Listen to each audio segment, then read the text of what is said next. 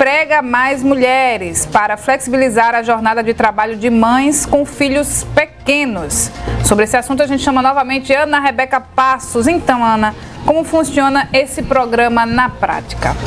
Oi, Renata. A lei ela foi sancionada recentemente, né, pelo governo federal, e aí dá oportunidade para manutenção dessa mãe, não é, e também do pai no mercado de trabalho, tá? A gente convidou aqui para conversar com a gente o Diego Sintra, ele que é advogado na área trabalhista, para explicar melhor como ter acesso a essa lei, quem tem de fato direito, tá? Já de antemão, a gente conversando aqui nos bastidores, uma lei que vem realmente para ajudar as mulheres, principalmente, né? Quem é mãe. Diego, bom dia, bem-vindo à Rádio Cidade. Essa lei precisava ser sancionada? Bom dia, Ana. Bom dia, Renato. Bom dia a todos os ouvintes da Rádio Cidade.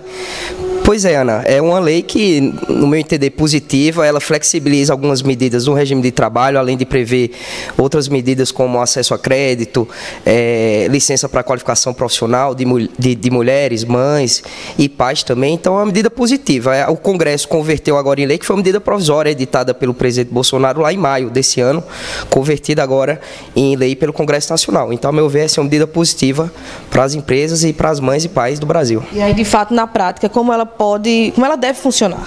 Olha, ela prevê uma série de medidas que podem ser adotadas pelas empresas justamente para facilitar a manutenção de mães e pais no mercado de trabalho. Então, são medidas que vão desde o pagamento, por exemplo, do reembolso creche, que foi ampliado agora, qualquer empresa pode adotar.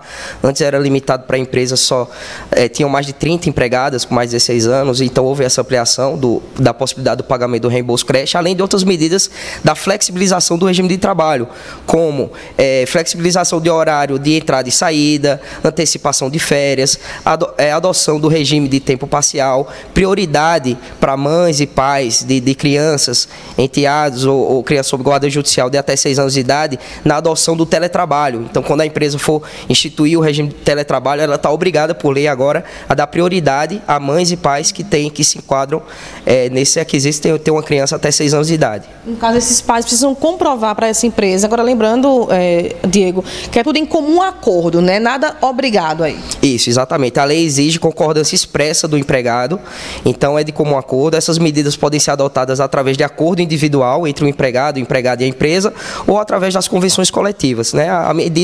A tendência é que os sindicatos, as categorias, passem a adotar e implementar essas medidas nas suas convenções a partir do próximo ano. E aí, por exemplo, essa mãe, em acordo com a empresa, não é, consegue essa ou suspensão de um contrato, ou esse trabalho remoto, ela precisa voltar, não é? A criança já atingiu uma certa idade, digamos, por exemplo, volta para a empresa. Se ela for demitida, o que acontece? Pois é, essa lei prevê uma estabilidade no caso de retorno dessas medidas de suspensão, de flexibilidade. Então, se ela for demitida nos 6 primeiros meses, tanto a mãe ou o pai, ela vai ter direito à indenização no valor de um salário. É uma estabilidade para garantir aí a permanência dessas pessoas no retorno à atividade. É importante manter essa mulher no mercado de trabalho, mesmo tendo essa condição, por exemplo, de um filho pequeno ou um filho com deficiência, e a lei não estipula ali qual é o tipo da deficiência, qualquer deficiência e qualquer idade dessa criança, né? Isso, exatamente. A adoção do teletrabalho é para pais e mães com crianças, enteados ou de guarda judicial de até 6 anos ou criança com deficiência de qualquer idade. As demais medidas podem ser adotadas nos 2 primeiros anos da criança. Então, são medidas bem interessantes.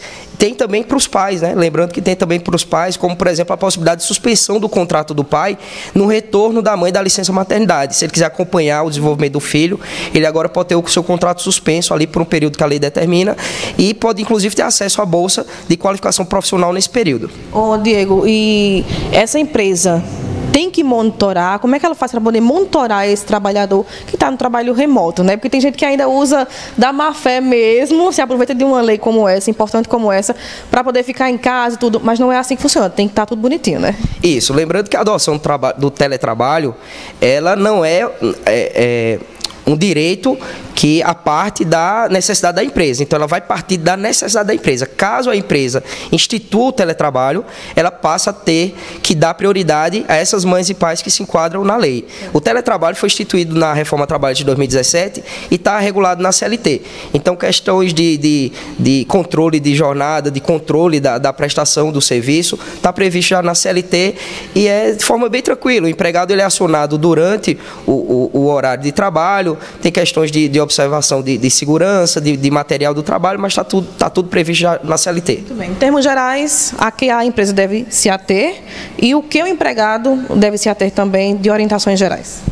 Olha, o empregado agora é importante que ele tenha ciência desses direitos que ele tem, caso a empresa dele institua um teletrabalho ou ele sinta necessidade de reduzir a sua jornada para dar um apoio em casa para a mãe nessa primeira infância.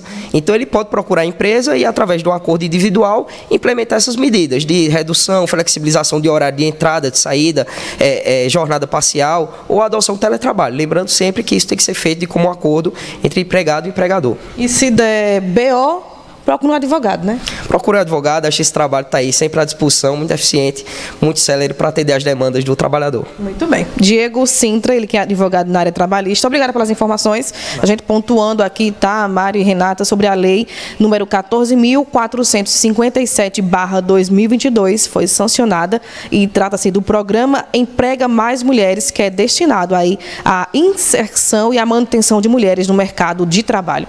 Uma lei bem importante. Mário e Renata. Ana, eu entendi muito bem aí quando você falou, era mesmo necessário ter uma lei para isso, né? Bastava o bom senso, né? Mas enfim, que a lei realmente funcione na prática, porque é mais que bem-vinda. Obrigada, Ana, obrigada ao advogado também por ter participado aqui com a gente, Diego Sintra, quase não saiu não. 10h37 aqui na sua Rádio Cidade.